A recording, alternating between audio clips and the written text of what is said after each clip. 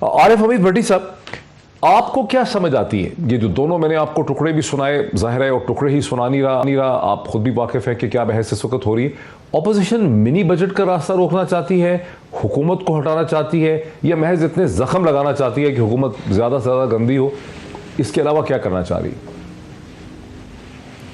बिस्मिल्लाहिर्रहमानिर्रहीम। अपोजिशन मेरे ख्याल में अपोजिशन की रजामंदी से बजट मंजूर होगा। पंजाबी च कहते ना, मारे नालों डराया चंगा, डराए नालों घसीटिया चंगा। अपोजिशन इस बजट की मंजूरी के लिए जुबान दे चुकी है। शोर शराबा रहेगा, असम्बली में गिलास चलेंगे, बोतलें चलेंगी या कागज चलेंगे, जो मर्जी होगा। क्योंकि देखें, ये जो बजट है ना, ये IMF से शराइत मुकम्मल हो चुकी है। अगर IMF पैसे नहीं देता और दोबारा जाता है तो IMF इससे ज़्यादा सख्त शराइत आयद करेगा। ये बजट मंजूर कराना हुकूमत से ज़्यादा किसी और की मजबूरी है। तो मेरी अपनी राय है, हो सकता है बज़ाहिर तो इत्तेहादी भी कह रहे हैं कि आज MQM ने अपने खदशात का इजहार किया, चंद रोज़ कबल भी उन्होंने किया, काफ लीग भी कहती है।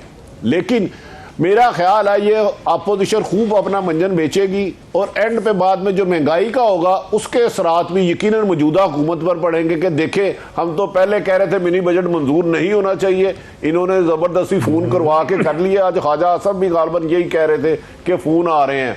तो ये जिम्मेदार इमरान खां है, तो जो वो नहल है इस किस्म के इल्ज़ाम लगा रहे थे, तो शायद वो इसीलिए इमरान खां साहब परसों एक बात छोड़ के चले गए। मौलाना फजलुर रहमान से आज मैं आपको यकीन से कह रहा हूं कि मिनी बजट को रोकने की हिकमत अमली नहीं, बल्कि जो कह रहे हैं ना अदम एतमाद, वो पैगाम दिया है शहबाज शरीफ साहब ने मौलाना साहब को, जिसकी मुलाकात अवैस तो साहब ने कोई अरेंजमेंट किया था। यहाँ खबर दी थी, मुझे याद नहीं, क्योंकि अवैस साहब लिफ्ट कम कराते हैं। अच्छा, अदमे एहतमाद का चूंकि आपने जिक्र कर दिया है आरिफ हमीद भट्टी साहब, आपको लगता है कि बहुत जल्दी एक अदमे एहतमाद की मूव या इनिशिएटिव आएगा नेशनल असेंबली में? देखिए, मेरा एक ख्याल नहीं होगा। आज मैं नंबर गेम देख रहा था सारी जमातों की, PTI को निकाल के सारी जमातें मिला ले A to Z, फिर भी 172 बहुत मुश्किल है। अदमे एतमाद उस वक्त आएगा जब उनको एतमाद नहीं रहेगा, जब उनको एतमाद नहीं रहेगा। जो उन होते हैं ना, उन कर देते हैं बस। पर मेरा ख्याल है हुकूमत भी मौजूदा अदम एतमाद की तरफ नहीं जाएगी। जो पसे पर्दा बात हो रही है जनरल इलेक्शन की, लेकिन मेरे ख्याल में इमरान खां को इसी तरह 5 साल पूरा कराया जाएगा ताकि उनके दावे गलत साबित हों और अगले इलेक्शन में उन्हें अवाम में जाते हुए मुश्किलात नज़र आए। ये मेरी राय है, लेकिन इस मुल्क में कुछ भी हो सकता है। बंदर शेर बन सकता है, शेर चीता बन सकता है, चीता कीड़ी बन सकती है, कीड़ी बकरी बन सकती है। ये मदर साहब के जादू है हाथों में। हम अपना, मुझे इसमें ये ख्याल भी आया कि हम बातें तो बहुत सी कर देते हैं, लेकिन हम किसी चीज़ को उसके मंतकी इंजाम तक के लॉजिकल एंड तक ले जाते नहीं मीडिया के अंदर।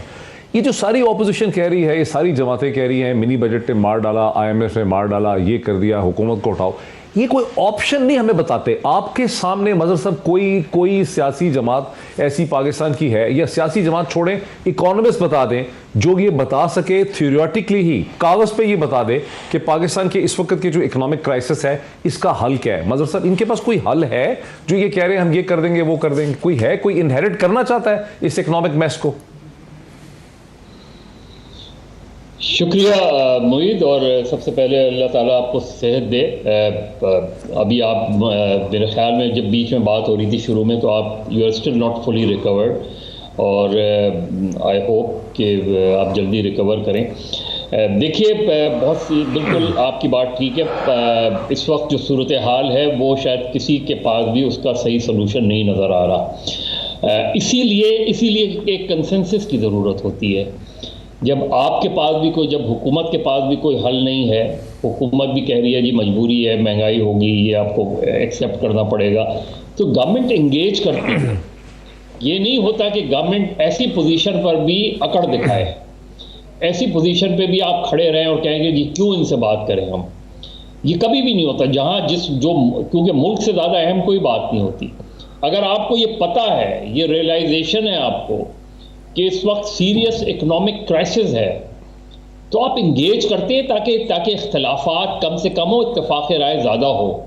यहाँ हो क्या रहा है, अभी आपने किश्वर ज़हरा साहिबा का दिखाया, MQM पाकिस्तान ऐसे में नहीं सपोर्ट करेगी।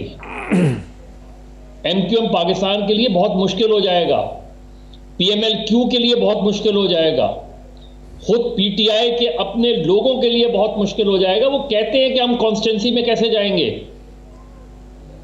हमें लोग कहेंगे, लोग ये एक्सप्लेनेशन हमसे नहीं मांगेंगे, ये नहीं कहेंगे। अच्छा, अगर ये सपोर्ट नहीं करेंगे, अगर आपकी बात, आपका एनालिसिस सही है कि MQM और PMLQ जो हैं वो फाइनेंस बिल को सपोर्ट नहीं करेंगे और हुकूमत इस फाइनेंस बिल को, जिसे उर्फे आम में मनी बजट कहा जाता है, इसको पास नहीं करवा पाएगी, जिसके अंदर IMF की शिकें हैं।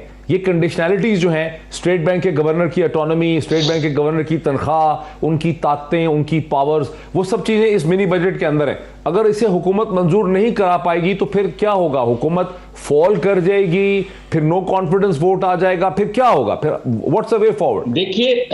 देखिए अलाइज क्या कह रहे हैं, छोड़े ऑपोजिशन का। ऑपोजिशन तो चाहती है कि आप एक गवर्नमेंट एक डिफिकल्ट पोजीशन में आए। अलाइज कह रहे हैं कि अगर हमने इसको मनवान एक्सेप्ट कर लिया तो फिर हम अगला इलेक्शन नहीं जीत सकते, यानी उनके बकौल कि हम अगला इलेक्शन लोगों के साथ नहीं जा सकते इस सिनेरियो में। कंट्रीज को बेल आउट करेंगे, उनकी इकोनॉमिक डिफिकल्टीज को इस तरह से रिजॉल्व करेंगे ताकि वहां से सियासी हैजान ना हो। मकसद ये था इन इदारों को बनाने का कि सियासी पॉलिटिकल टर्बुलेंस और हैजान को आपने कंट्रोल करना है। ये क्लियरली नजर आ रहा है कि IMF जो है अपनी इंस्ट्रक्शंस और डिक्टेट्स के जरिए पाकिस्तान में सियासी हैजान को पैदा कर रहा है। अब आपने जब कहा कि जी इस हुकूमत को इतना गंदा करके इलेक्शन में ले जाना है ताकि दोबारा वापस आने का कोई चांस ही ना हो, मुझे ऐसा लगता है कि पाकिस्तान को यह पैगाम दिया जा रहा है कि भाई ये जो सेल्फ रिस्पेक्ट की आप करते हैं, सॉवरेनिटी की आप करते हैं, यहां जो वीलॉगर उठता है, जो कॉलमनिस्ट उठता है, जो आपका टीवी का एंकर उठता है, वो बात करता है सॉवरेनिटी की, सेल्फ रिस्पेक्ट की, बड़ी बड़ी बातें कर देता है। पैगाम ये दिया जा रहा है कि भाई जरा तरीके से रहो, ये है कंडीशंस, चीन से पीछे हटो, हिंदुस्तान की हेजेमनी को एक्सेप्ट करो तो तुम्हें इकोनॉमिक रिलीफ मिलेगी, फिर अंडे टमाटर मिलेंगे। क्या कहेंगे आप? डॉक्टर साहब, आपने खुद ही कूजे में दरिया बंद कर दिया है। IMF के पास जितने भी ममालिक जाते हैं कितने निकलते हैं खुशहाल होकर। एक तो उनकी भी जरा गेम देख लें, तो दूसरी तरफ ये जो आपने फरमाया, वजीर आज़म इमरान खान ने एक इनकार किया था कि एयरबेस नहीं देंगे अमेरिका को। उसके बाद आप देख लें, फैटफ में आपने तमाम शराइत पूरी की, तकरीबन कमो बेशतर सारी। उसके बाद अफगानिस्तान से अमेरिकन फौज का इनखला होता है, वो बगैर बताए भाग जाते हैं। तो IMF किसका मुलाजम है जाती, वो किसके इशारों पे चलता है? अमेरिका के। इसमें तो दो राय है ही कोई नहीं।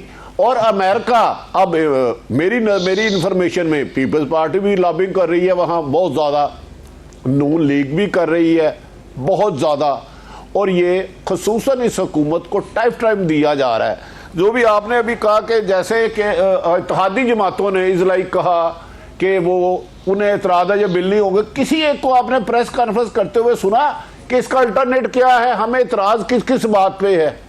किसी एक जमात को मुझे बता दें जिसने प्रेस कॉन्फ्रेंस की हो इत्तेहादी जमात ने कि ये हिस्से निकाल दे, ये नाकाबिले बर्दाश्त है, नाकाबिले कबूल है। तो लिहाजा तो मदर साहब ने कहा इनकी क्या मजबूरी होगी? भाई इनकी वही मजबूरी होगी जब चेयरमैन सेनेट के खिलाफ अदम एतमाद आया था, जब जॉइंट सेशन में इनको वोट देना पड़ा था।